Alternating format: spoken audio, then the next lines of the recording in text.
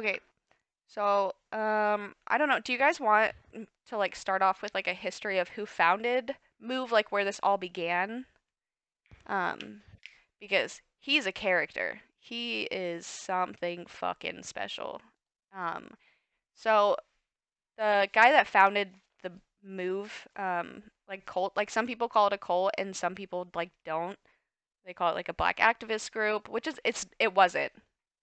His name was Vincent Lippart, and he was born in born on July 26, 1931, in West Philadelphia.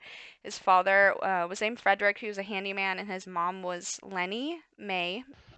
She was a stay-at-home mom, but she would later die suddenly and mysteriously at the age of 40, which that's kind of important because when he started Move, he told all of his like followers that the hospital was to blame for her death, and that's I think honestly where his kind of like contempt for modern medicine, technology, and all that kind of started because he lost his mom like so suddenly.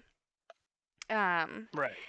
and so Vincent, as a child, really struggled in school, and he was eventually sent to a school for slow learners to learn simple trades at the age of 9 years old, and then eventually just continued to struggle while he was there and would have very poor attendance, things like that. And he eventually dropped out 7 years later at 16. So he wasn't very good at reading and writing. It was said that he had an IQ of like 68 when he was 7 years old, and then they retested him again at the age of 16, I want to say, or something, and they said his IQ was like 79. So it was so polarizing to read articles that were like about the survivors and about him, and like just it was some articles like just stated the facts, and then there was one article in particular that I read that was just so awful, and the things that they said about him, like some of the shit he did wasn't the greatest, but like they just fucking ripped this man apart. And he had died at this point. But Right. it was very polarizing. And it was crazy how there was like so much info about this one um, group of people, but so little information about what actually happened in 1985 on this day. Like there was not much that I could find on the actual event itself, and it's fucking insane. Yeah. Yeah, that's I was having a hard time finding like a lot of information on the actual event. Isn't it crazy? Yeah. I just don't understand. And I think I have theories on were either of you alive in 1985? No. No, and that's why I feel like people should know about this. Just because I wasn't alive in 1985 doesn't mean that it wasn't atrocious. It doesn't mean that it should have happened. It doesn't mean that it still wasn't awful and disgusting. Um, I forgot. I just lost my train of thought. We were talking about how it's hard to find information on it. It's crazy. Oh, and so I have some theories on why that is because I was watching some interviews of the actual like police officers. There's one police officer in particular that was actually a part of what happened that day, and he admitted some shit that he probably should have never admitted. Like it's crazy that the only person that suffered any repercussions because of the bombing or any kind of like legal actions taken against them was the sole adult survivor. She went to prison for 7 years because of the bombing. And she was one of the survivors. She literally went to prison for 7 years because she had a bomb dropped on her house. And the people that did it Yeah. didn't. It's, And from what I was reading, there's only two survivors, right? A lady and a child, right? hmm He was, his nickname was Birdie. I apologize, but I cannot remember his full name. I want to say it was like Brandon. I'm probably very wrong on that, but he was 5, maybe. And he was so young, but his nickname was Birdie. They called him Birdie. And they interviewed him after it happened and like made him relive everything. Jeez. Could you imagine having to go through that again, though? Like as a child, No. at that.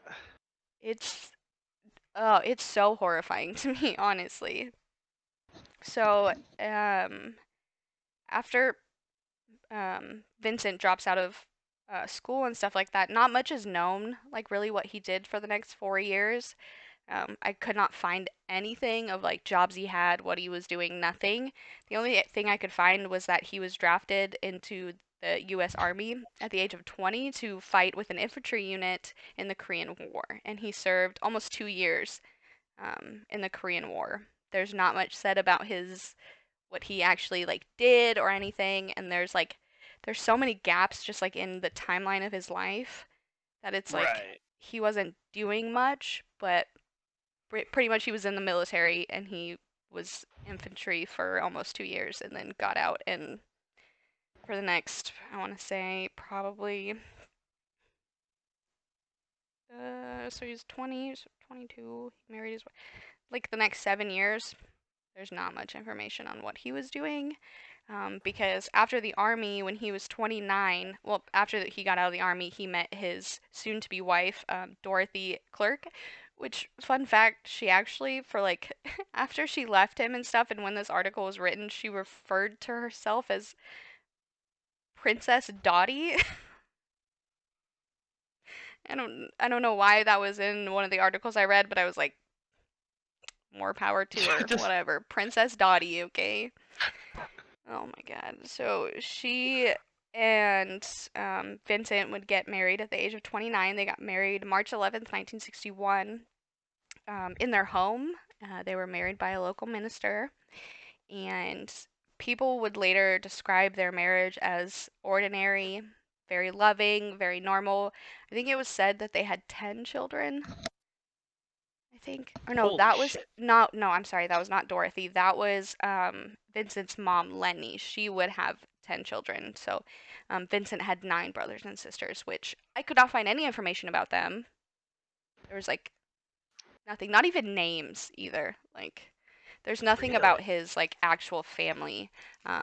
His dad did die shortly after his mom passed away because he just couldn't handle it anymore. But and I mean, I don't know if I was his sibling, I don't know if I would want. I just put a fucking candy in my mouth. Why did I do that? I don't know if I would want to be. I don't know. I don't know. I wouldn't want people coming up to me. Oh, so you were related to this person? Like, Yeah. so it's crazy. Hold on. Now I'm gonna switch to my phone because there's like my hand started to hurt because I was just like writing so on so many. I was writing so much. I was like, I can't do this anymore. So I have the article that like bashes the absolute fuck out of him. Um, like I just want to read like a little bit of it because it's pretty fucked up. Like this is an actual like journalism article from the Inquirer and it was written in 2010. So it's like you guys were I'm the guy who I'm the guy who ran it, or the kid who survived. the kid that started Move and Okay. oh, I did forget to mention that Vincent Leapart was his Vincent Lopez Lepart. I don't know how to say his last name. I apologize. I was supposed to look up how you're supposed to say it, but I didn't because I'm a failure. But he legally changed his name to John Africa in 1972. Was it 1972? 1982? Wait,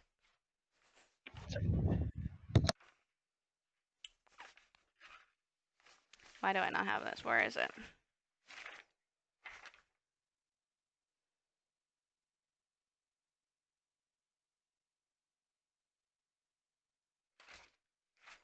I seem to have lost that information. I was close, born in 87. Well, did you ever hear about this?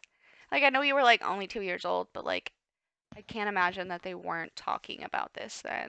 Like, About this? No. Until today, I didn't even hear. I've never heard about this. it's fucking wild. Yeah, okay, I don't have the actual date that he changed his name. Let me see. This is like the first podcast that I've ever done, so like bear with me as I'm not very good at it.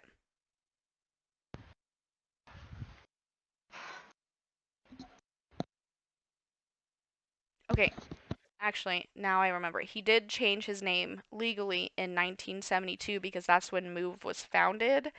He changed it to John Africa. Nobody knows why he picked the first name John, but it's said that he picked Africa as last name to pay like homage to the motherland of us all, where we all came from, which is Africa. So that's why. And that's also important like later on when like Move really gets a foothold. So the beginning of this article kind of explains what happened to Move and like the bombing and everything. And then it says, who was this man, John Africa? A failure in school, a failure in marriage, unpromising as a child, yet a potent leader as a man. John Africa was a violent clash of contradictions. He was unafraid of defying authority and provoking the police, yet he refused to cross a bridge without a life preserver handy. He glorified the peace and beauty of nature and railed against modern civilization. This was written in 2010. Like, why are you speaking like this? It's so fucking Yeah, weird. I just like how they added it in there, that little part, Right? Like, like why? just to like add a little insult for no reason. There's this article is so riddled with insults against him, just on him. It's so weird and it's so polarizing, like I said, of just an act. I don't know.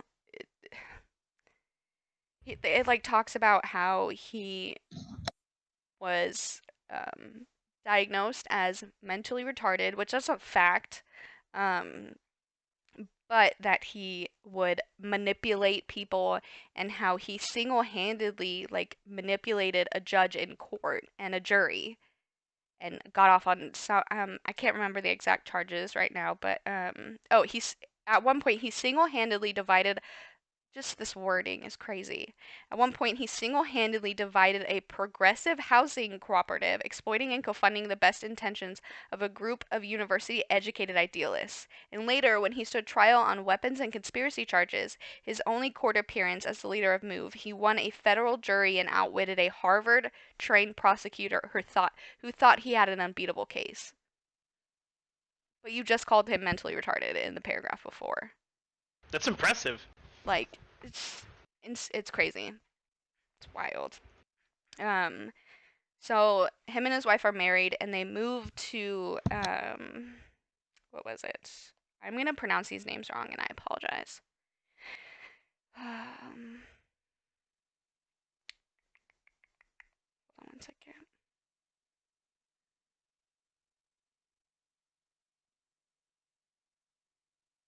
Today, the former Dorothy Clark calls herself Princess Dottie.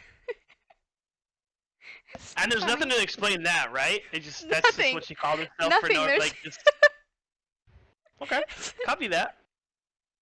It's just like in the article. She to this day she calls herself Princess Dottie. It's like I don't understand.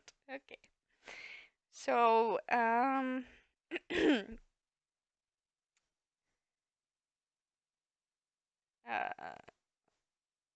there's not much on like their marriage leading up to like 1971-ish. But there were reports that she did file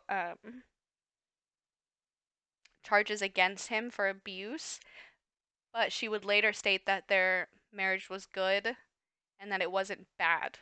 But it was like the abuse only happened one time.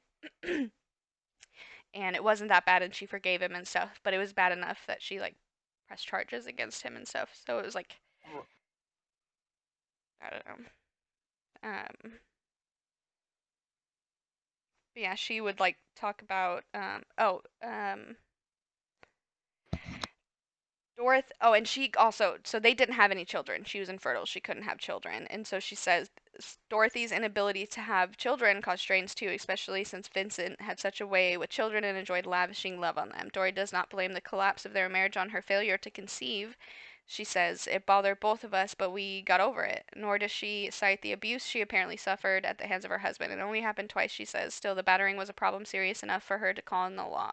They were living in a second floor apartment at 55th and Walnut Streets in early 1966 when Dorothy showed up before a magistrate to charge her husband with assault and battery. She said he struck her with his hands twice across the face. The district district's attorney's office dropped the case in 1970 for unspecified reasons. In 1967, the couple separated and they last saw each other in May of 1968. Um, she says that there wasn't any like problems or hostility after the separation. She just never heard from him again, despite her wanting to. Like she had reached out to him, trying to like rekindle their relationship, I guess. Or and then when all of the move stuff started happening, she did try to like initiate contact with him again. Um, Yeah, I don't. so this happened like 3-4 years prior to Move starting. So Hmm. prior to him starting Move. Okay. Yeah, they got separate. They divorced, like I said, in 1967, and it was like official in 1968. Um, And he started Move in '72. yes, it was. That's when it was Okay. like founded. So in 1970, after his divorce and everything, John Africa moved to Powelton, which is labeled everywhere, and I don't know why this is like a thing, but it's kind of like labeled as a polyglot neighborhood, which is basically just like a like polyglot is almost synonymous to like bilingual, not bilingual, but like multilingual. It basically means multilingual. So there were like a lot of cultures in this neighborhood, and it says that it was squeezed between Montua and the campuses of the University of Pennsylvania in Drexel. Um, and he he was like considered eccentric, and he walked dogs for a living, and um, he was just nobody disliked him, but everybody was kind of like, what about him, if that makes sense. Right. Um, and he also sold horse meat as dog food while he was walking dogs for a living, which is weird to me. I couldn't Yeah, find that's anything about that either. Um, he would be just like labeled as super nice, super down to earth, blah blah blah. And I don't there's not much on like what actually happened. So he was about to lose his home and a co-op that was in the area stepped in and bought the building he was living in so he could remain staying there. But when like he met a man named Donald Glacy, that's when kind of like the move idealism and everything started, which it wasn't originally called move, it was called the um movement. What? Oh, frickle sticks.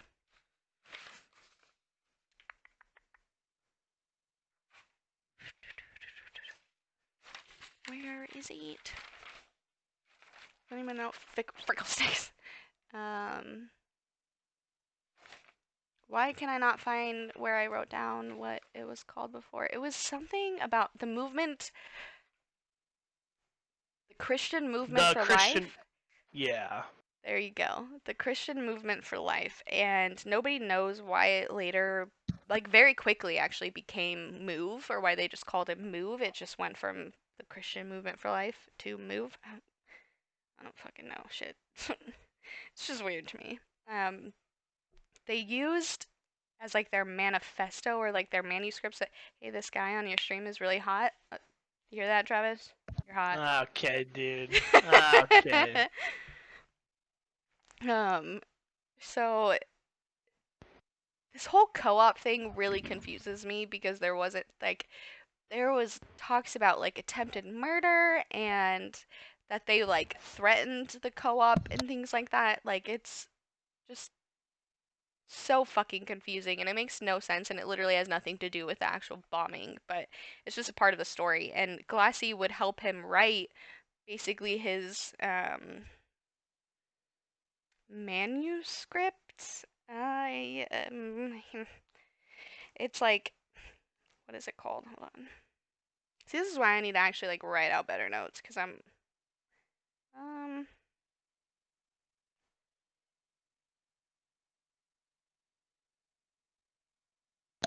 Hmm.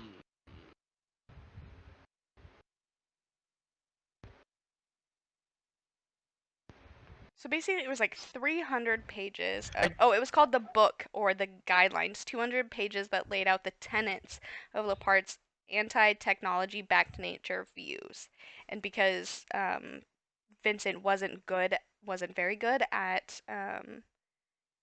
reading or writing, Glassy, whatever, would be the one to actually write it out and organize it and everything. He didn't have anything to do with actually coming up with everything, although people do think that he's actually the one behind Move and things like that, but that's a whole non-important thing. But he's the one who helps write it and things like that.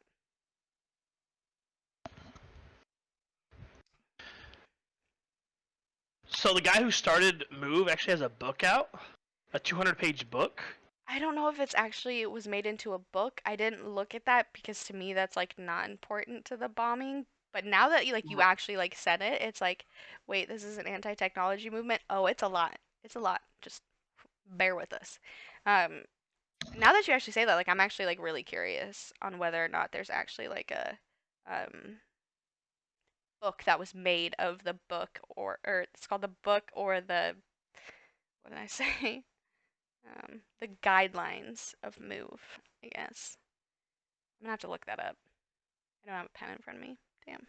Oh well.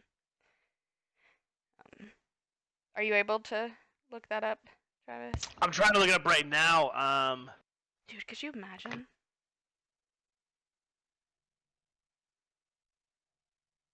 Well, here it is, 1978. A paleontologist. Yeah, so it's called. Oh wait, can't tell if this is it or not. But there's a book called a biography of the continent Africa. It's John Reader. I think that's it. I don't think so either. Um, Here. Let me. Oh, I can't do it on mine. Hold on. I have so many web pages open on my phone about all this because I was trying to like do all the research on my phone. Um,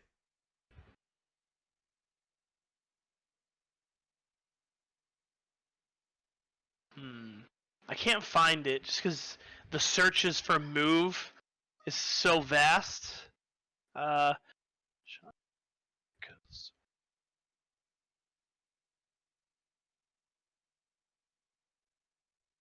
mm, Hmm. Oh, here it is. I found it. It's called "Let It Burn." Move. The Philadelphia Police Department. That is the book title. I'm gonna need to read that. I'm gonna need to read that. Oh yeah, that sounds A right up ba- my alley. yeah, a balanced, well-written account which provides the best overall understanding of these events. Oh wow, Yep. wow. Because like if it is truly like a balanced out actual account of like what had happened, that'd be legit amazing. Because like I said, each thing that I read was just so completely different from one another that it was kind of like getting like whiplash because I'm like these guys people really loved him who he was as a person and what they were trying to do and then other people like really hated him and then people really loved the governor and people really hated the police and oh literally I scrolled down on this fucking article and it was like at first his group was called the American Christian Movement for Life. It's literally right in front of me.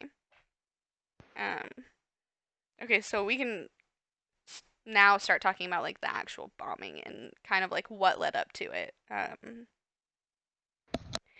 So basically, it was said that Move started out as like a peace-loving kind of hippie, if you will, group of people. They were very anti-technology. They really cared more about green politics and going back to a hunter-gatherer type of society.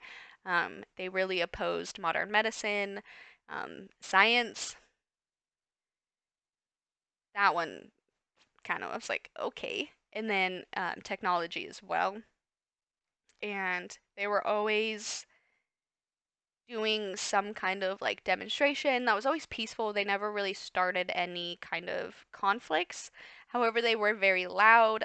They would stand on houses in their neighborhood where they would kind of like set up and piss their neighbors off. You know, you're kind of yelling on a megaphone all night. You're gonna piss people off, and um, Yeah.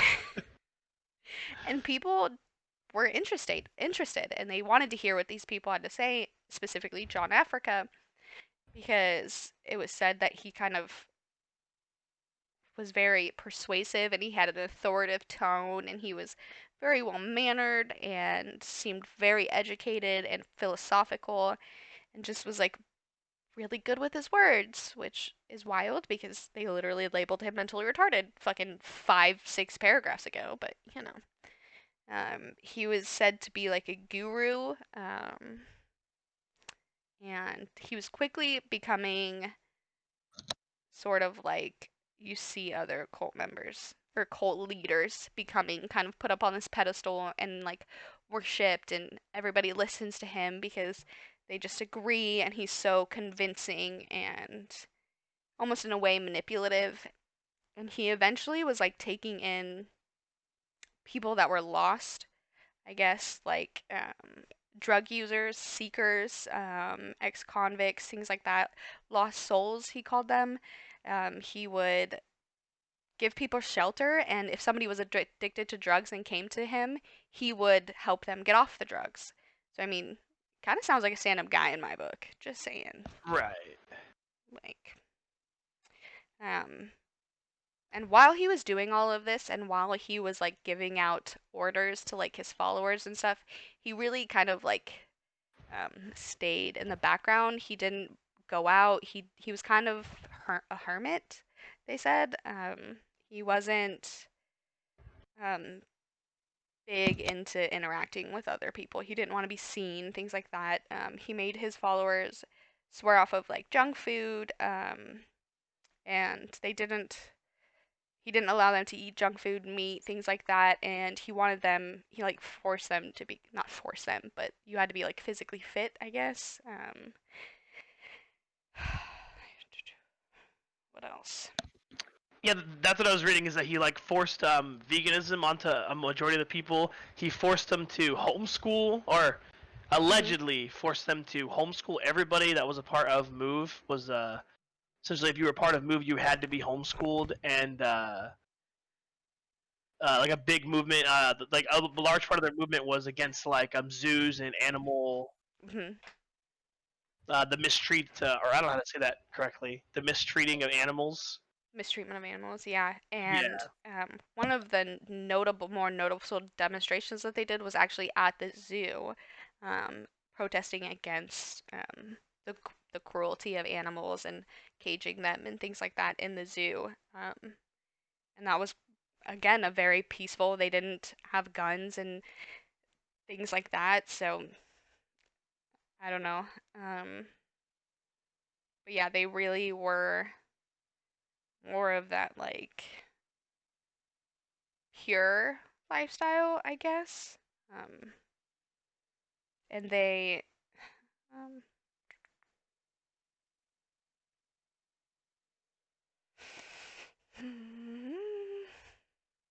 and what's weird too is like they say things like the members of Move clashed with authorities, and that there was this like rising conflict. But at this time, again, like everything. Sorry, I was leaning back in my chair. Everything was very peaceful, and yes, they were kind of like being loud, but isn't that what a movement and what like a people that are wanting change and wanting to like see differences made in the world, isn't that what they're supposed to be, is loud? yeah, It was, exactly. and apparently hunt through all of this, hundreds of arrests were made of Move members. I can't remember the exact number, but the survivor, her name, Ramona Africa, I think is her name. Yeah, Um, Ramona, Africa. she said that um, the basis for kind of like the uprising in violence and things like that was he's got a kid he's going to check on, I think. But the big thing that started kind of like the violence and things like that were them demanding the release of the members that were imprisoned for seemingly no reason, basically no reason, because like I said, it was pretty peaceful at the beginning of everything.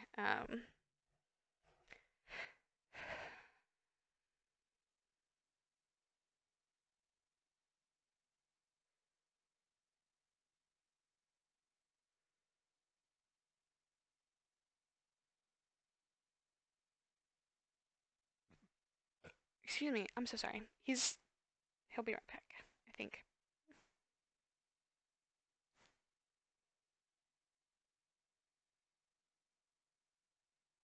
Oh, and I was wrong. There is stuff about some of his siblings. So he did have nine brothers and sisters, and two of them were actually a part of Move with him, allegedly. Because everybody in Move called each other brothers and sisters. So everybody was like a family. Like if somebody just joined, they're now your brother. And eventually everybody would be required to change their last name legally to Africa.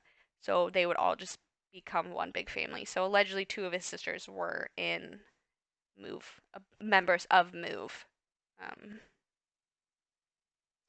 and it was said, yeah, anyway, sorry. And then it says in six of their children, but I don't know whose children because John didn't have any children. So I don't know whose children he's talking about. His two sisters? I don't know.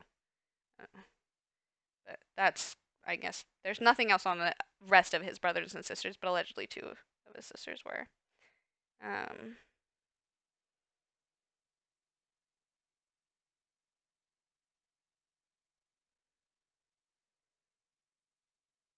Wait, so everyone that joined Move had to change their last name to Africa mhm. eventually?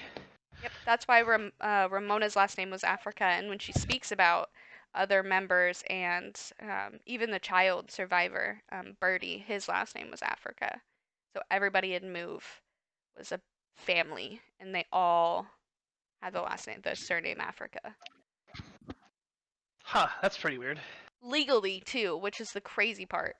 Like legally, because you can't Yeah. just like be like, oh, my name's whatever, and just like say it, and so you go to jail, and you're like, this is my name, and they're like, no, it's not. So like legally, their names were changed to Africa. Um, it's wild. Uh, so I don't know. There's so much like background about when they eventually moved from Powelton because things started to get um, bigger. The compound in Powelton expanded into. Wait, hold on. Oh yeah, okay.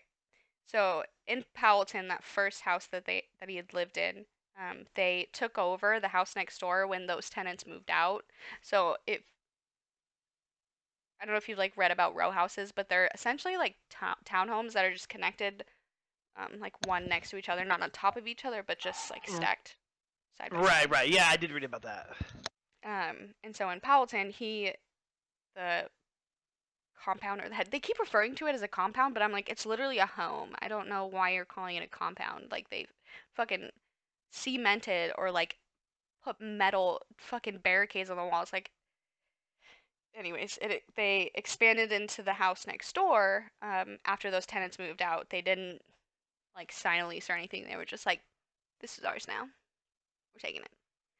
And eventually the neighbors would start reporting just an overabundance of rats and just nasty foul smells because there was a lot of people living in these two kind of townhomes, and became they didn't want them there anymore, and they were loud and things like that, and so they eventually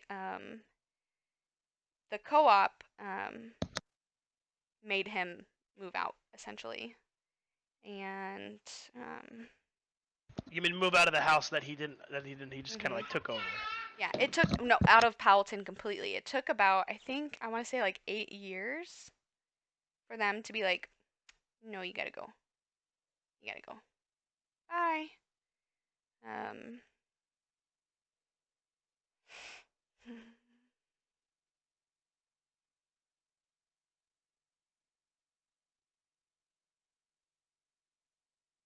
I guess there was like some kind of in May of 1977 there was some kind of like conflict, and there were reports of TNT and nitroglycerin bought, and people were telling them like don't try and enter the move headquarters.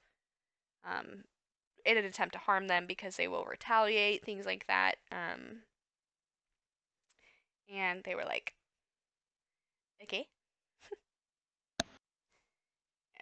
Yeah. They, what? Sorry, go ahead. So in 1977, they were brandishing guns on the porch of the barricading Palatine Village House, which is basically what they considered the headquarters at the time. So they were standing out front with guns, which is like one of the most famous pictures you'll see, is three people standing out front with guns. And what they're doing is they're actually sitting out front of a barricaded building with like booby traps and stuff. Um, and that was considered their main place of operation, I guess, their Mm-hmm. headquarters. But it's so weird because like later on, they do move out and they move into um some fucking church or something. I don't know. It's like weird. Um,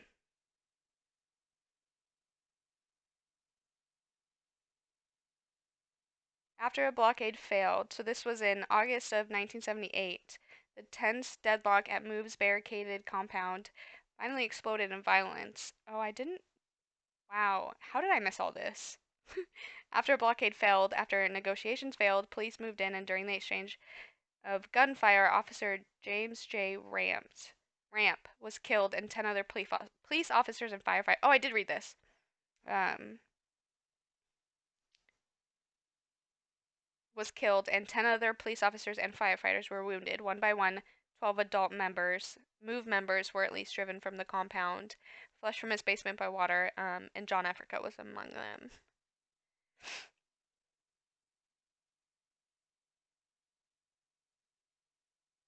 So, Yeah, I think that's a pretty big thing. Is that when the police raided the headquarters, one of them died, and actually 9 Move members, 5 males and 4 females, were actually charged with the murder, and they all were sentenced to 30 years to life in prison. that's crazy. I'm pretty sure, like, somewhere before that, doesn't it talk about how, like, all of this actual, like, they started to get violent because they did have members already in jail and they wouldn't release them, and that's, like, kind of all that they wanted was them to just release them.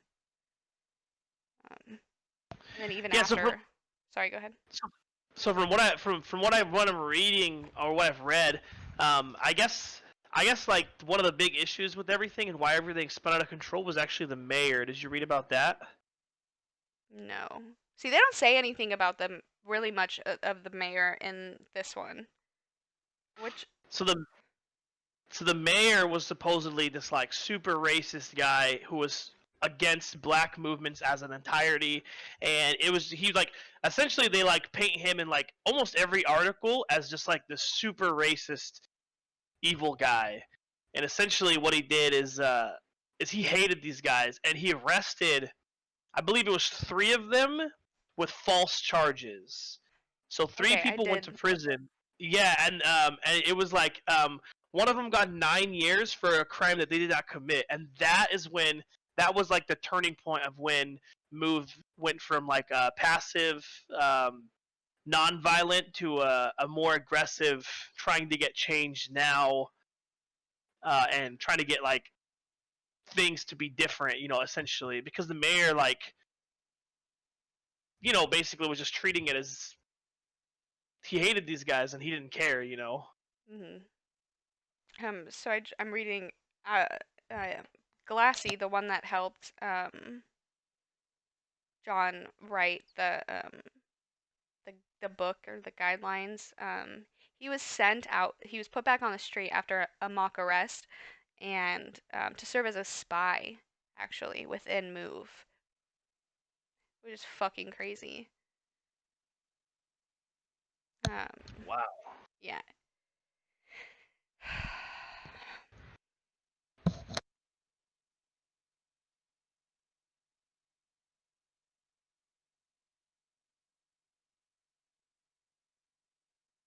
That's crazy. What the heck?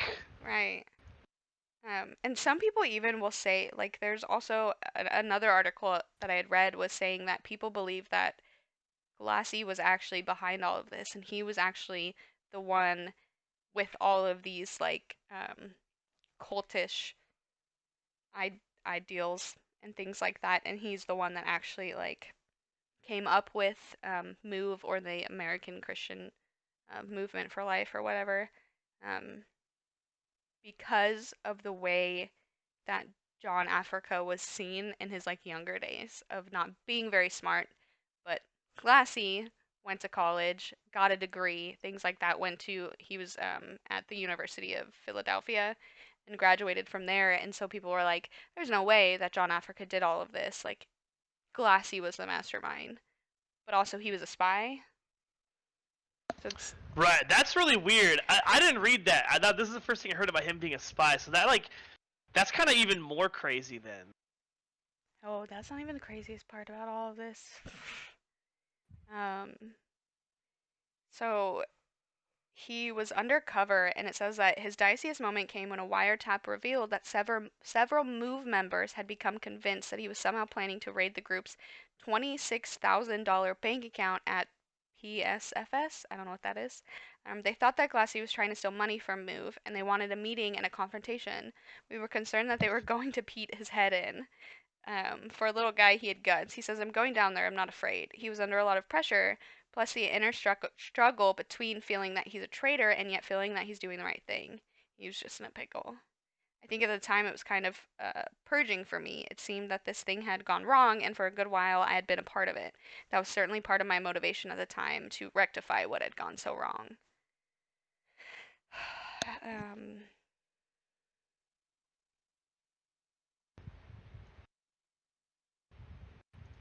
Jesus. Ooh, this I didn't read. I I swear to God I read through this entire article, but I feel like I missed shit. In 1978, wait, nope. Where did that just go? Wait, hold on. Oh shit.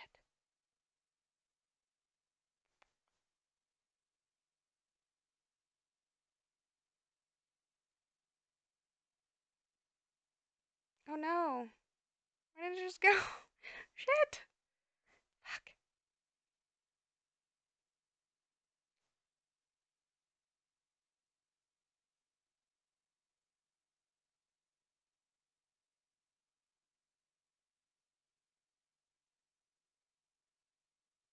Oh no.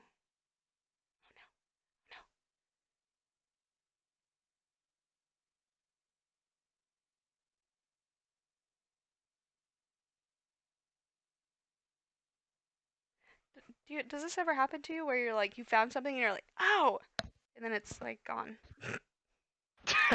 Yes.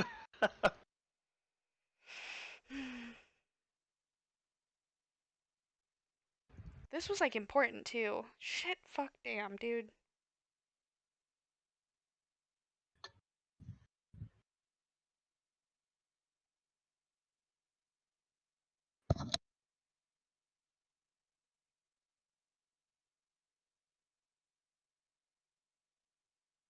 Oh, okay. Um,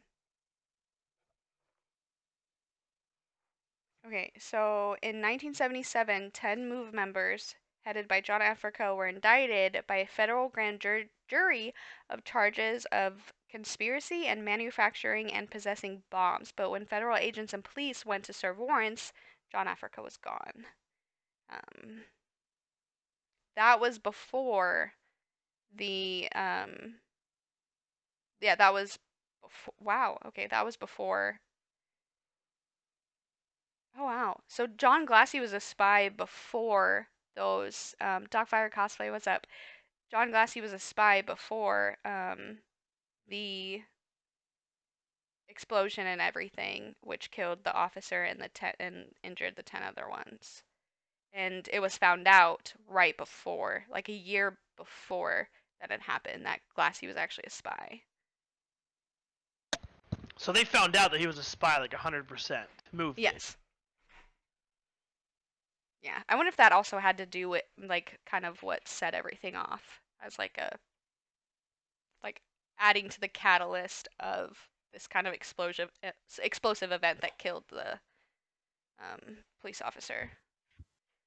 I wonder if that was like part of it.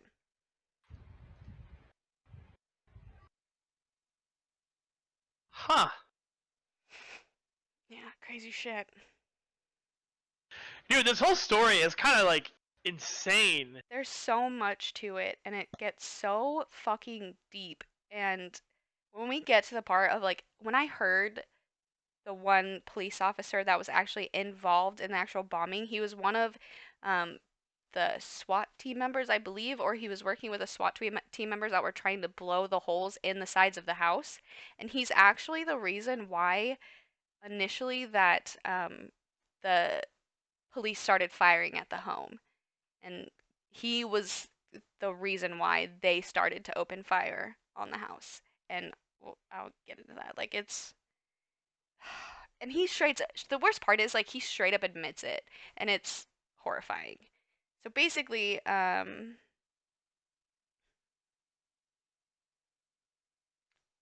they moved because where did they move to? I know it was to Osage Avenue.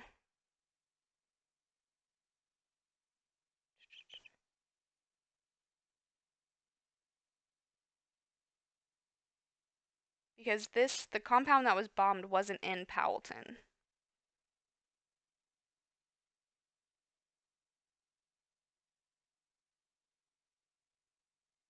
trying to find when they moved.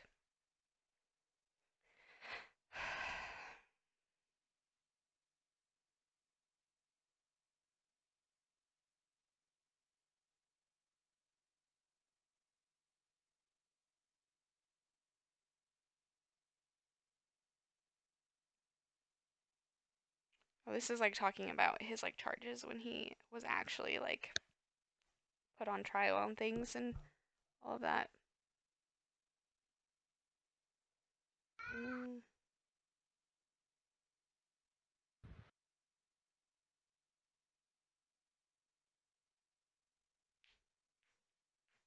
all the time because we had too much evidence.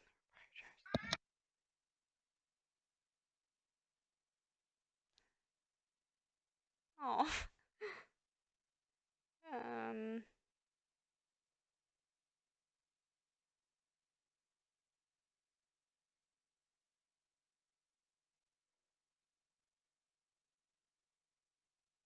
So I don't know actually why they moved, if I'm being completely honest. I couldn't really find much on that or where.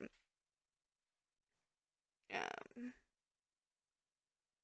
so like now we can kind of get into the actual like bombing that happened, and apparently police showed up on actually they surrounded the home, the row home, on May 12th, 1985, and evacuated residents just everywhere within it didn't say like how far of the home that they evacuated residents, but they told them to pack a bag and basically just like necessities for overnight, and they would be like let back into their homes the next day. So this was on May 12th that they were evacuating people from the homes, um, Right.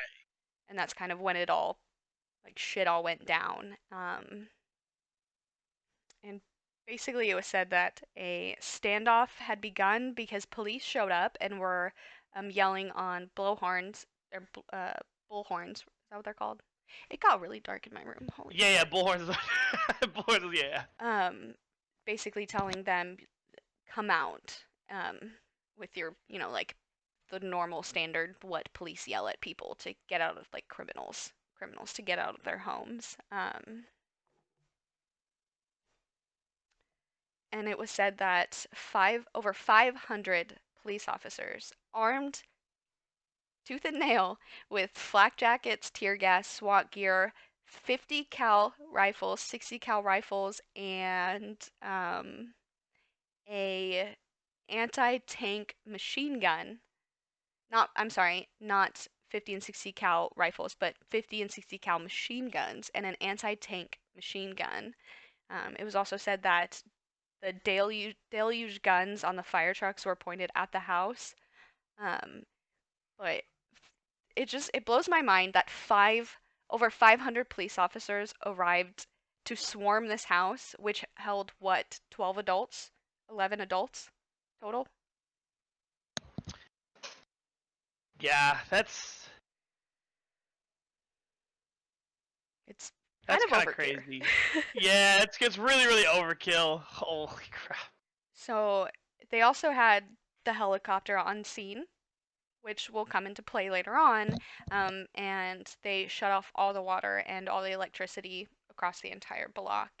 And as they are trying to negotiate with the MOVE members in the house, which there was one interview with Ramona Africa that she says that at first they didn't hear the police. They didn't hear the police yelling at them, which it was like it was only said once, and I didn't go back to like re-listen to it because I was spiraling down a rabbit hole. But I do remember hearing that, and I was just kind of like, and she even said like even if she did hear them, she's like we weren't coming out. They knew that the only way we would come out is if they released our brothers and sisters that were in jail for no reason. She's Right, like, the unjustified arrests. exactly. And it was said that the deluge guns on the fire trucks eventually, that were pointed at the house, eventually started spraying water onto the house as kind of like a tactic to draw them out. And police initially reported that they only did it for a short amount of time, but it would be later proven and said that this went on for hours. Just a constant barrage of just water from I two or three deluge guns on these firefighters just blasting the shit out of this house. And on the house there was a bunker that they built. Um, because this all confuses me because they were like talking about how they were trying to blow holes in the walls of this home and they couldn't get in. I'm like, it's a house. What do you mean? How could you not get in by using literal explosive to blow holes in these walls and you didn't get in? What? Yeah. Tell me that doesn't like just. Anyways, so it they had warrants to like get into the house, but they didn't and couldn't because they didn't know who or what, like what weapons, who was present in the house, whatever. They guessed that at first they said at least 6 adults and 5 children lived in the house, but then there was 11 adults and 6 children, I think, that were that lived in that particular row home. And again, like I said, they had built the bunker on the roof. At 6 a.m. on May 13th, 1985,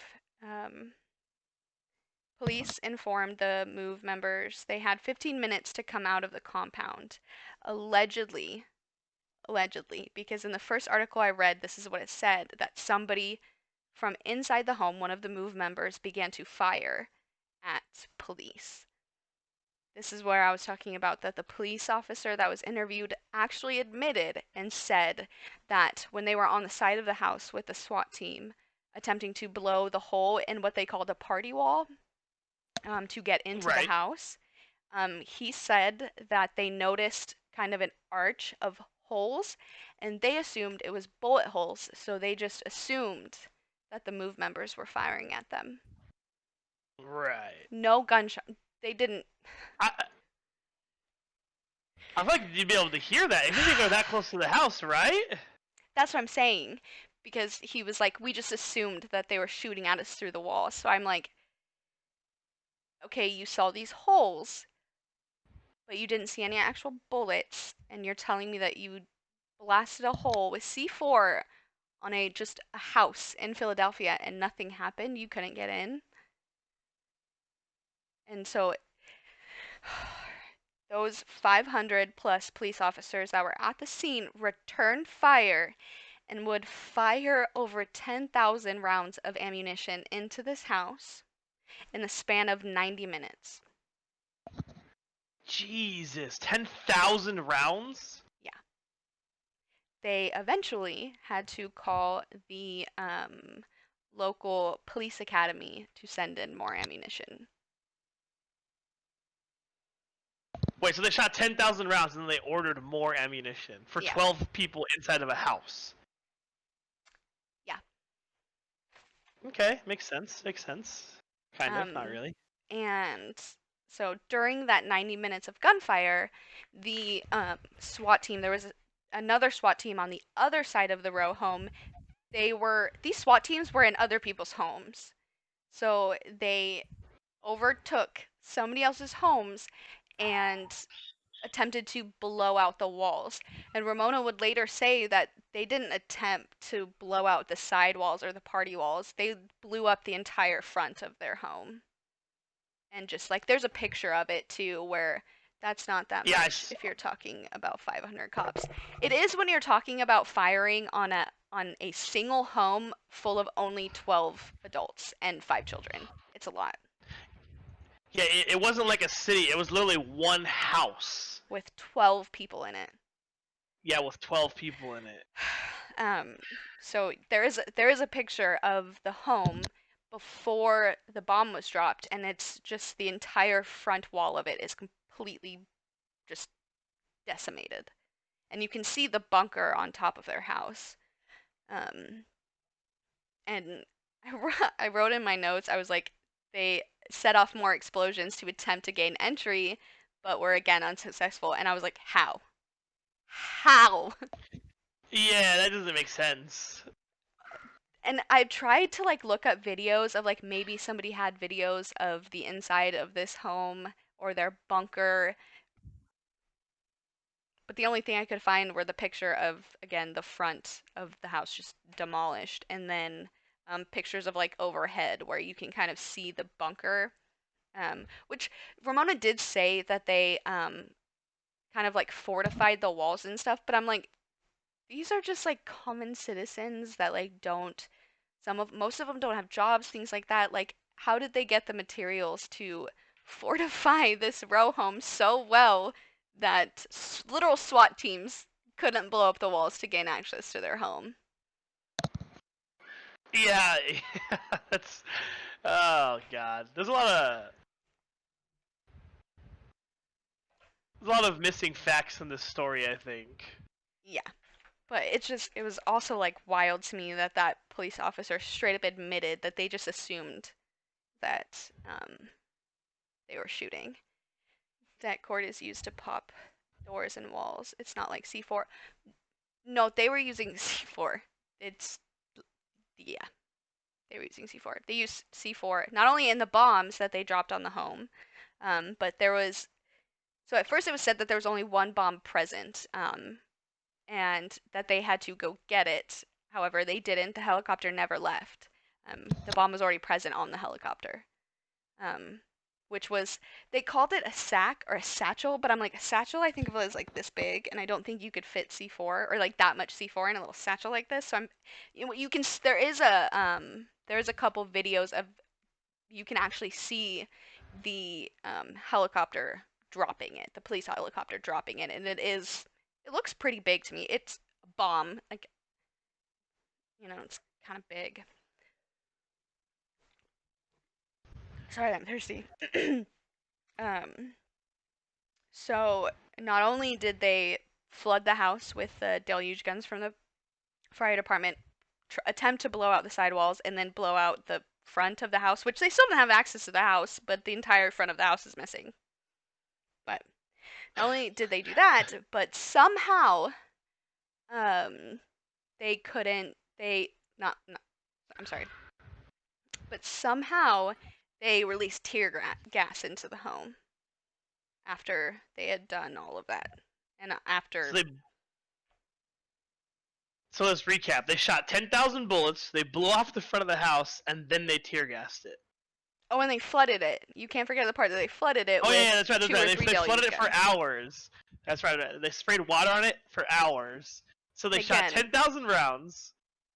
flooded They it. blew out the front. They flooded it and tear gassed it. hmm The part that like really got to me was when the little boy that survived was talking about the tear gas, and oh, I'm gonna cry just like talking about it. It's so heartbreaking. And he was like talking about how they had wet blankets that they like put over themselves, and he had a blanket put over him um, to protect him from the tear gas. And I'm like, he, you managed to get tear gas into the home, but you couldn't actually get access into the home. How is that? How's that possible? I don't understand. um, so, anyways, the first statement that I heard some articles call him the governor and other articles call him the mayor, which I feel like he was the governor because they said he was the first black um, governor or any black person in office in Philadelphia. I don't know. So I'm not entirely clear on what he was, whether or not he was the mayor or the governor.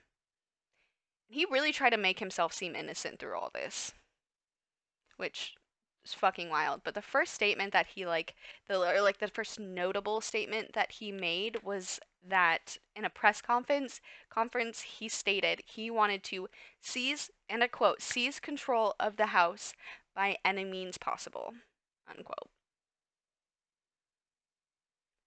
Yeah, that's. Um, Yeah, he really meant by any means possible by that too. yeah. And so eventually when they realized that the tear gas blowing out the walls, blowing out the front of the house, flooding it wasn't working, he then made the decision to allow the police helicopter to drop a makeshift bomb on the house. And he said it was to only try, and he only wanted to destroy the bunker that was on the roof. So that was why he dropped the bomb on the house.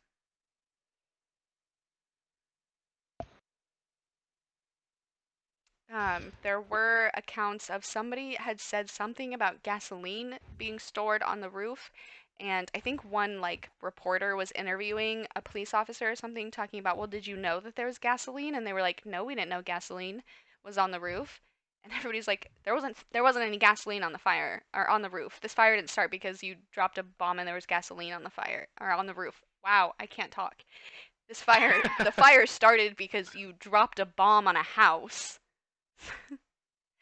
There was no gasoline present, so I don't know where that came from or why they thought that the Move members were storing gasoline in the bunker.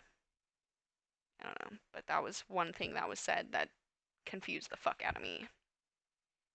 Um, so there are actually a ton of videos, not a ton, but I saw quite a few of the helicopter actually dropping the bomb, and it's Yeah, I saw that as well. did you it was the craziest thing. Like you just see it drop and you're like, "What the fuck was that?" And then just boom and everything explodes and you're like, "Oh fuck, that's what that was." Oh my god. Oh, Yeah, I actually thought it was like a fake video at first, and then I was right? like looking more into it, and it's actually a real video. Like police or not police, but media was covering this from kind of when the standoff. They call it a standoff, but I'm like, it's literally 500 police officers that just showed up. Like nobody was like nobody was like standing outside with a gun threatening to kill people. It was just 500 plus police officers that just showed up at this house and was like, "Come out." And then pff, come out like um so when the bomb drops, everything goes up in flames. But the bunker still remained on the house, which how I don't fucking know, but it still was standing. And very quickly, I think it was said that the governor asked the fire commissioner if he stated if we let the fires burn that to just take down the bunker, would you guys be able to control it? And he was like, well, yeah, I don't see why not. But then it was later stated that Governor Good, it was either Governor Good or the police commissioner, not the fire commissioner, but the police commissioner, ordered firefighters to stand down. And he stated, this is fact, quote, "I would like to let the fires burn," unquote.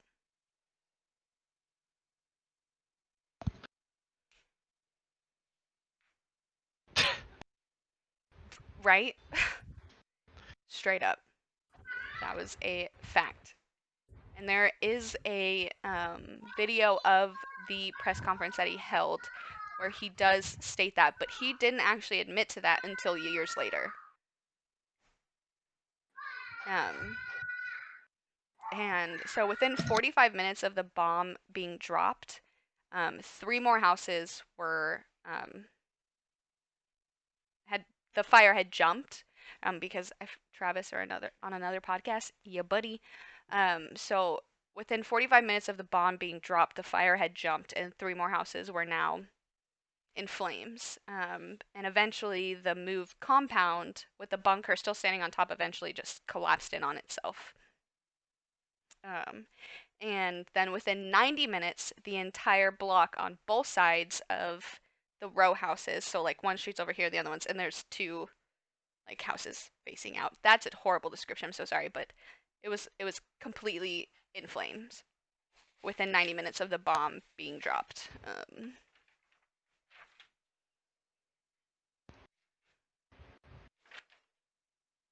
Oh, nope, that's not what I wanted. I'm sorry. I apologize.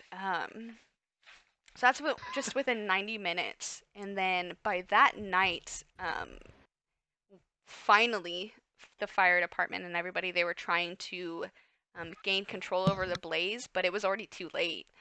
Three entire blocks, so like full city streets, were just completely in flames. Um, and the flames were so big that it was reported to be seen by planes landing at the it was seen by planes landing at the Philadelphia International Airport, which was over 7 miles away, and the smoke was reported to be seen all across the city. That's how big these flames were. It took them probably a full day to finally gain control over this fire. It's crazy. It's actually crazy. This whole thing is actually so crazy. They're actually not like teaching this in schools because this is like a monumental moment. I feel like. Yeah, it's worse. It does get worse. So by midnight, 61 homes were completely demolished and just grazed to the ground. There is again another picture that is just widely known by people that know about this, which isn't that very many people to begin with, of just an overhead shot of all three blocks that are just leveled because of the flames. They were, and it said that about 250 innocent people were left with nothing because of this fire.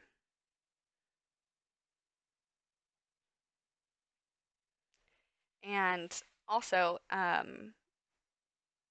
another thing that the police admitted to was that before the fire really took hold of the compound, um, the members were trying to leave. They were trying to escape.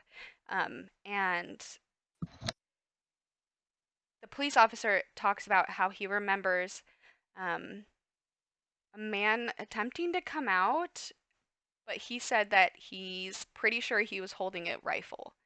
And so they started shooting, which caused them to go back into the burning house. And there, Ramona actually talks about two different times when she was trying to escape with the other members that they were repeatedly shot at, so they could not escape. So they were just like forcing them to stay there. Yeah, because it was either you're gonna die by bullets or you're gonna die in a burning building. Either way, Right. they were gonna kill her. The only the only reason why she's pretty sure that they survived was because Birdie was coming out with her. They kind of came out at the same time. And so Ramona jumps over the fence and it's seen that Birdie is trying to follow her and she reaches over to grab him, but he slips out of her hand.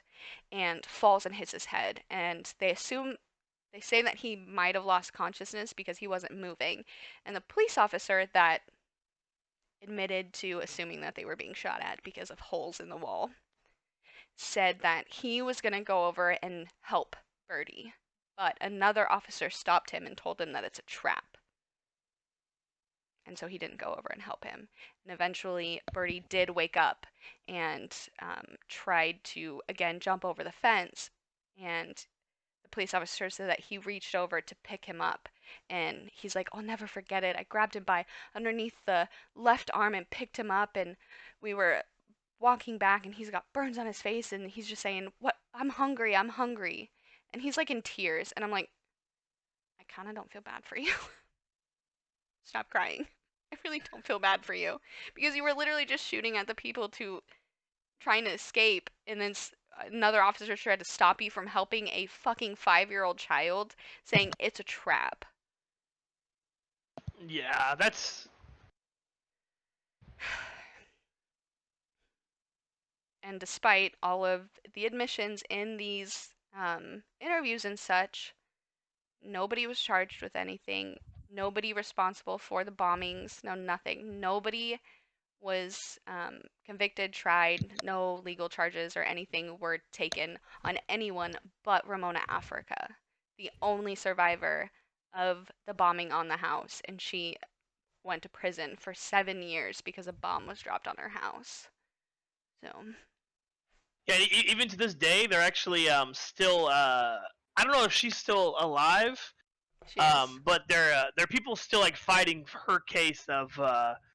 They basically want like what is it called? They want the government to actually pay her or her. She did file a civil suit, I think, against the city um, for obviously like damages and things like that. And I'm pretty sure she ended up winning, and I want to say it was like $500,000. This move group did That's not blow up a whole neighborhood. Um, Philadelphia's governor dropped a bomb on their house, yeah. like a Yeah. literal bomb. Yeah, it's the opposite. Move was actually a non-violent group that was basically the whole premise of them. Um, in short, was they were vegetarians and they were against the fight of animal cruelty. Is like the overview of like what happened, and then things kind of spiraled out of control to the point where they were forced to be violent. Essentially, yes. I mean, they weren't forced, but I do see their reasoning behind it. And I mean, both of them were in the wrong. The police, obviously, before the bombing, I mean, obviously that was so fucking wrong. But like, both of them had mistakes. I'm not saying that move was this perfect group of people and they were so innocent. I'm not saying that. And I'm not saying that the police did everything right. No, it's a fucked up situation and it never needed to reach the level that it did.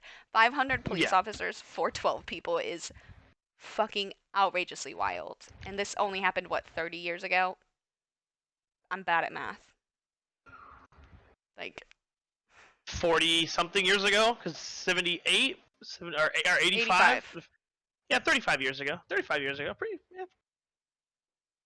So, um, also, there was something else I was going to say, but I forgot. Oh, and also the people that lost their homes are still fighting it to this day. A lot of the homes on that block are still boarded up and abandoned. Did they have weapons or something? They did, but again, it was only 12 people. I mean, how many guns can 12 people shoot? You know what I'm saying? And there was also 6 children in that house. So it's like, but it doesn't even matter how many cops there were. They dropped a little, holy fucking shit, somebody's shooting off fireworks, I think, or something over there. It's crazy loud. But they still dropped a literal bomb on someone's home. And the governor literally told firefighters to stand down and not put out the flames and to just let the fires burn. So it's crazy. But so after all of this happened, the people that lost their homes were wanting the city to rebuild their homes because they were responsible for the fires. And the city did. However, the houses weren't great. They had so many issues. One woman stated that she had a gap in between her like living room and her kitchen. There was a gap in the floor, and she had an inspector come out and inspect this gap, and he said that there's a very good chance that eventually you're just going to come home one day and your living room's going to fall through to your basement because of the way this house was built. And they're still fighting it to this day to get better homes built in spite of, but because of that governor and mayor that were in office at the time, it never happened. And they can't get the whatever agreement or whatever contract was signed overturned to get better housing. So again, a lot of those houses are still boarded up and abandoned. And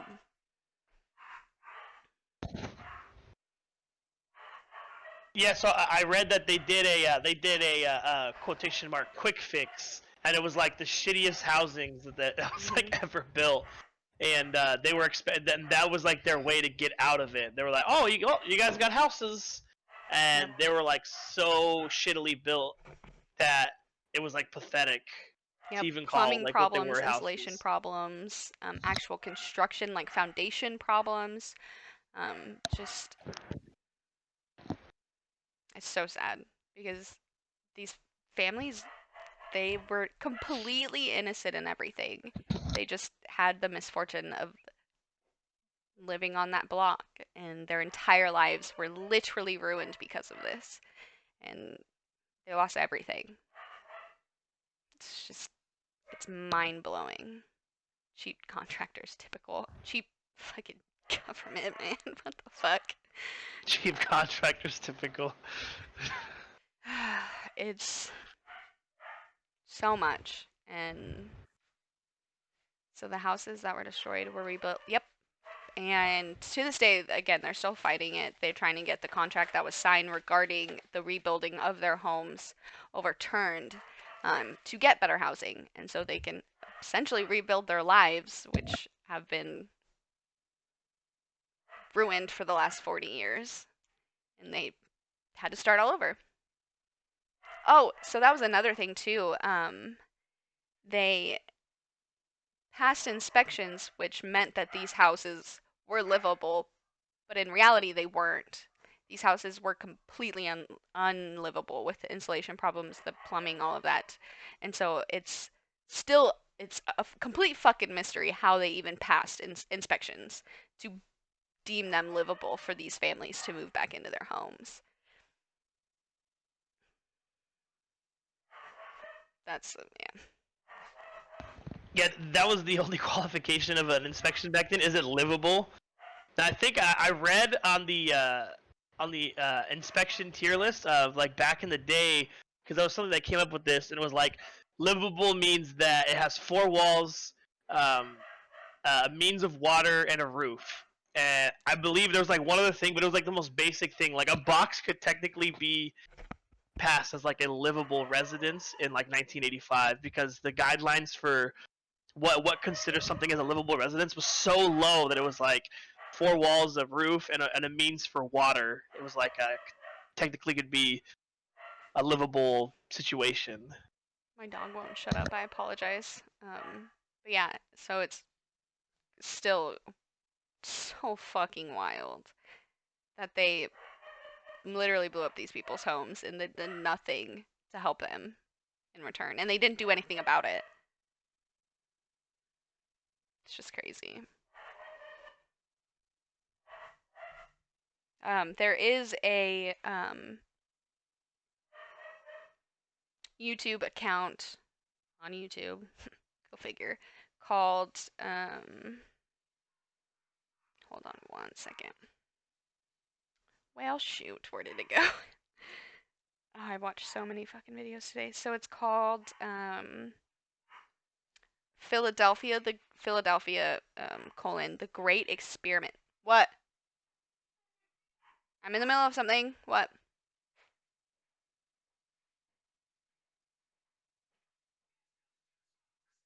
Go for it. Backpack.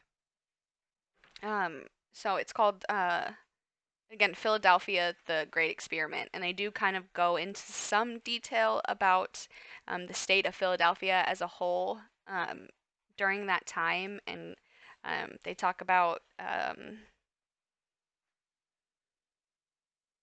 Phil Testo, which was like a crime boss. They talk about like graffiti and stuff like that, but they do also talk about this bombing. So if you are kind of like interested of like a kind of more condensed, honestly not the best synopsis of what happened, you can go check them out and kind of get a whole story about Philadelphia as a whole because it's wild.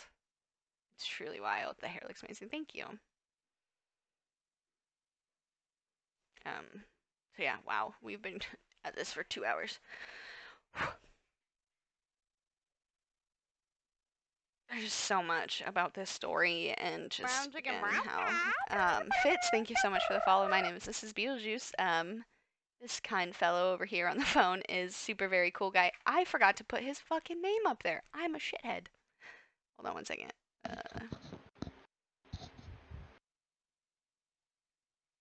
I literally meant to do this before we started. Was put your name above your cam so people would know who you are. Why is that so big? Holy shit tits, bro. Oh, why is it upside down? Can we not do that? There we go. There we go. I meant to do that earlier. So yes, this nice gentleman over here that joined me for this podcast is super very cool guy on Twitch. You guys should go follow him. He also has a podcast channel, opinionated underscore streamers. They're hilarious with his friend Sean. They're pretty funny and they talk about some good things. But yeah, it's the story of the 1985 Philly Rome home bombing.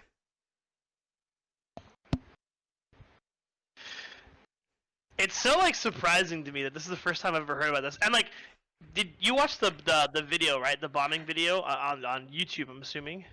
Like the actual like news of it like happening. Yeah. Like when yeah, I watched it. There was like I want to say um three other videos, three separate kind of videos of the actual account of when the helicopter dropped the bomb. But yeah, I did watch it. Yeah, if you look, I was reading the comments because that's like my favorite thing to do. Um, and every comment, literally, the video had like, I want to say 50,000 comments, and every single comment was from just people, and they were like, "This is the first time I'm hearing of this. How is this not in like textbooks? Like, it's actually so crazy that it's mind blowing." And I'm like when you told me about it, I started looking it up, and I was like, "What the hell? This happened in like here in America." Mhm. That's I was like, "What the hell?" Like, it was mind blowing. so I actually the first time I actually heard about this was it I want to say it was yesterday maybe? It probably was yesterday. It makes you wonder how many more situations like this have happened. There's a lot, and I will have other podcasts talking about shit that people don't know about. Which one of them I do want to talk about is the Tulsa race massacre, but a lot of people are starting to like know about it more. It's being more talked about, but there are other incidences like this that aren't talked about that are like I do want to do one on Martin Luther King Jr. and how his family sued the government and won, stating that they were so responsible for his death and not the man that spent the rest of his life in prison for his murder. Put that one in your pipe and smoke it. But oh no, what was I gonna say? What was I getting at? Oh no, so yeah, I had heard about this. I want to say yesterday, and I was watching a YouTube video by Glam and Gore Mikey on YouTube, and she briefly said something about it, and I was like, "Hold the fucking phone, back up, what?" And then that's when I just like spiraled into this rabbit hole of everything, and that's what led to me spending the entire 7 hours I was at work by myself, not doing anything, researching this, and man, I'm so glad I did because it puts so much more shit into perspective about how much about like what the government and what police can do and get away with. Even though that this was 40 years ago now, almost 40 years ago now, it's still something that I have no doubt that they're capable of. Right. And it's horrific. And if you guys do, I do recommend watching the interviews of the police officer that was involved. Just fair warning, the interview of the child that survived is in there, and it will fucking rip you to pieces if you're anything like me because it shredded my heart and again brought me to tears.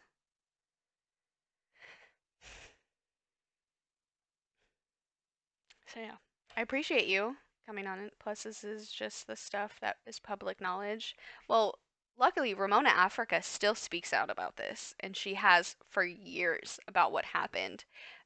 And there are people that were there, and um, there's like a reporter who actually talks about his mother, and they lived in Philadelphia, and it goes on of like what happened that day and how his mom got him ready for school, and um, you, they turned on the TV. She had come home. The mom had come home thinking that she was just gonna relax. She took the day off for like her birthday, but she turned on the TV and that's when she saw the standoff. And she talks about how she heard the explosion and could see the fires from her home and stuff. And so, like, it is out there. The information about this is public knowledge. It's just not talked about. It's all out there. You can access it all, but it's just not, nobody talks about it.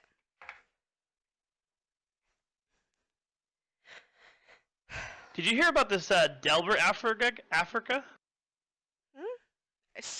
That sounds vaguely familiar. What about him? He was released from prison last year, I guess, after doing 40 years for a crime he didn't commit. Oh, he was one of the The family nine, members. right? Who got? Mhm. Yep. They were called, what were they called? The first nine or something? Yeah, Hi, zombie. What's up, babe? So yeah. Yeah. Wow, I didn't know that he was released last year. Wow. Wow. yeah. He went in at 1978, and he did 41 years, and was released last year. And on January 21st of this year, he did a Fox 29. I've just found it right now. I don't know how I didn't find this earlier. Like news talking about it on Fox 29, I guess. Mm. See, I don't know if I want to watch anything that has to do with Fox News, but I will check it out. That would be really interesting to watch actually to see, even though he wasn't Yeah, he like like there for the bombing, but to hear his like actual side because it doesn't say much about the first nine or whatever. It just says that they were really upset that they were in prison for some shit that they didn't do. right. Does it say what he originally went to prison for? For the clash that killed the officer. So the one officer that was killed, he was one of the nine people who were originally arrested for it. Oh, I thought he was the ones that started that. He was like the one that was in jail when all of that started. And that's why, okay. The first nine were the ones that went to jail when the police officer was killed. I thought it was the other ones that were already in Yeah, jail and that's why they were enraged. Okay, now I'm tracking. Like I said, there's so much information about this, but like no information at all. It's wild. You have to like dig deep. There were so many like searches that I did that had like move and bombing in 1985 that would just take me to the most random fucking pages, and I would just have to keep scrolling and scrolling through article after article about literally nothing that has to do with anything that happened in 1985. So it's like it seems like it's just like kind of got like a nice little like covering over it. So people don't fucking do things like stand up for the people that lost their homes and never got them back, and they're still boarded up to this day on that block because they're unlivable.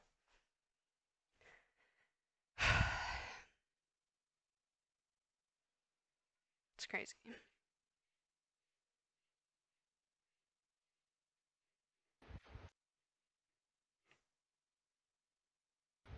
Your face is like just. it's crazy. It's actually just crazy. I was gonna say I was like, oh, it's crazy, but I've said it like 100 times, so I didn't want to say that. So I was just sitting here like, All day I was doing that. Even with like I like found myself talking to myself because I was watching one video um where somebody was talking about it and it was just they were just spewing utter bullshit. And so literally out loud I'm saying fuck bullshit. fucking bullshit. Oh, it was like the press conferences and things like leading up like right before the actual bombing happened, and then it was like there were a couple of like the court hearings after the bombing had happened because I guess there was like court and stuff. Obviously, like an investigation was done about why a fucking bomb was dropped on a home in the middle of Philadelphia. But then it was just like just the most bullshit. Like they were talking about, oh yeah, they attempted to blow just a small hole in the side of the house, and our attempt was to minimize to gain access to the house with absolutely no casualties and blah blah blah. And I'm just like bullshit, absolute fucking bullshit. Just, uh, Yeah, 10,000 rounds, bombs, drowning people out of the house. they didn't Definitely want to trying to cause do any it. harm. They didn't want to they just wanted to make sure that they didn't harm the children. Yeah, 10,000 bullets. That's So you didn't want to harm the children, but you showed up to a home in the early mornings of this day with 500 police officers for 12 people and 5 children. But you didn't want to hurt anybody, and you certainly didn't want to hurt the children, but you killed 4 of them.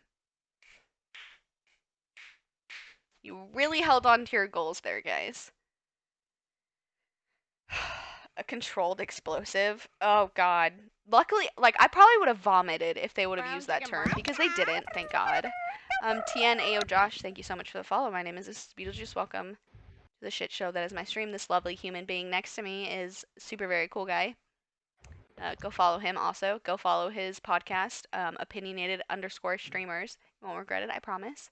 Peace with a bomb and 10,000 rounds of ammunition fired yeah, on a 10,000 home. 10,000 rounds of ammunition, a bomb, tear gas, Deluge 500 guns cops. blasting the home for hours, flooding it, you know, blowing out the sidewall, attempting to blow out the sidewalls, which I don't know how you don't succeed in blowing a hole in the side of a house. It's me, Joshua. I mean, well, you just followed. So, sorry about it, bud. But and then blowing the front of the house off, which is you can literally see in pictures. But you were unsuccessful in gaining access, so you dropped a bomb.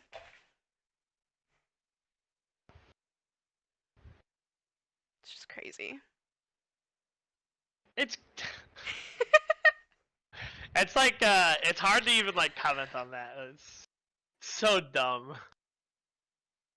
And heartbreaking too. Like I'm not laughing because it's funny. I'm really not. I'm laughing because it's just so atrocious and it seems so made up. Like this is something that should be in like a movie. Shouldn't be happening in real life. This shouldn't have been something that happened. This is shit you see in movies. Not but unfortunately it did happen and it was real and people died and were left with nothing because of it. And are still fighting it to this day. The people Mhm. affected are still fighting it to this day, actually. No, yeah, not someone, the governor. Governor Good, who was the first black um, political official in office in Philadelphia at the time, the first ever. And so they were like, yes, finally we have somebody who's um, aware of what we're going through and aware of the injustices and the oppression and things like that. But that was not the case at all. 100% not the case at all with Good. And it's wait, I could probably do another entire podcast on I can't remember his full name, on Governor Good just as a whole, as a person. I could Oh my god, there's so much on him. I watched one video where somebody said something about the white man had him in his pocket or something, and it's just we could probably do a podcast on just him himself. You could just get his own dedicated. I probably should have wore a black shirt. I'm like blending in with everything, just head and arms. But yeah. Would you want to do another podcast like this with me? Oh yeah, definitely. This is a lot of fun. I really want to do coronavirus conspiracy theories. I think that would be fun because there's a lot of. Oh yeah. Have you heard the 5G one? The for the new like towers and stuff. Did I Yeah, already I heard talk? Did about we already talk that. about this at the start of all this? Sorry. No, no, we didn't talk about it at Oh. all. but but yeah, I know a few of the theories. Okay. Then we definitely have to do one on that of all of like the all of them. Oh Um, yeah, I would 100% be down. how you dropped a bomb on me. People keep saying that, and is that for like from a song or something? I'm so confused. I feel like it's a song because you put in movie things. What's up, Grim? I'm doing really good. How are you? Um, were you gonna stay on, or did you still have to? Yeah, I actually have to go because the roof guys are here fixing my roof because I have a hole in my roof and they're here right now. So I was gonna So, say I have to go, so it ended the perfect time actually. But oh. I'll be back in about an hour-ish or so, and then I'll be on all night. Brown chicken brown. But seriously, thank you so much, Travis, for doing this with me. And I definitely look forward. I feel a lot more comfortable, um, actually doing podcasts now. So Yeah, it was really cool. it's so much fun actually. Thank you for inviting me to like do it with you because it's these things are so much fun to do. I wish I knew more information on this to like contribute more, but I just it appreciated was really having hard to somebody find to like information on this. exactly, exactly. And like I said, I spent I want to say probably including last night, total of 10, 11 hours just of Jeez. straight like researching this and reading and get like writing. I after like an hour of writing, I was like, I cannot write anymore. So it was just saving web pages and watching video after video after video. And this lovely human being next to me is Travis, super very cool guy. Go drop his Twitch a follow. He's insanely good at Warzone, but he also has a podcast um, on Twitch. It's under the name opinionated underscore streamers. Go drop them a follow as well. It's him and his friend Sean.